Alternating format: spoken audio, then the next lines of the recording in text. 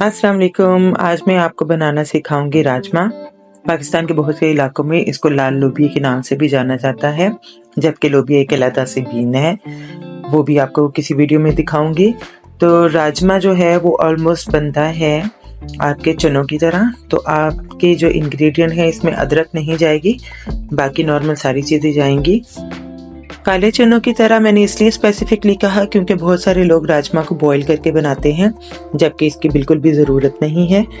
मैं राजमा को बगैर इमली के बना रही हूँ। आप इस तरह से बना के देखिए, आपको बहुत अच्छा सा जायका आएगा। तो आपने ऑयल के साथ पानी लेना है और तमाम तर इंग्रेडिएंट्स को राजमा के साथ डाल के इसको 20 मिनट के लिए पकाना है। मैंने राजमा को ओवरनाइट जो है वो सोक किया हुआ था। इसको हमेशा आप 5 से 6 घंटे पहले सोक करें या ओवरनाइट सोक करें तो ज़्यादा अच्छा बनता है।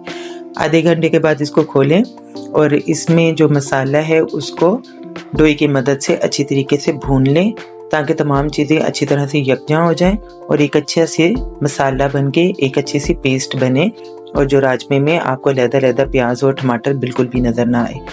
जब आपकी अच्छी तरह ये राजमा भुन जाए तो फिर आपने शोरबा बनाने के लिए इसमें इतना पानी डालना है कि ना तो ये ज़्यादा पतला हो जाए और ना ही बहुत गाढ़ा रहे। तो मैंने तकरीबन 1.5 लीटर इसमें पानी लिया है अपने राजमे के मुताबिक और फिर से इसको बंद किया है तकरीबन 20 मिनट के लिए, ताकि जो पानी है वो पक जाए और गाढ़ा हो जाए।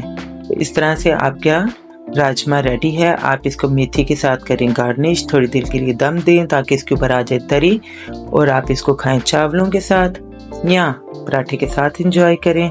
Take care.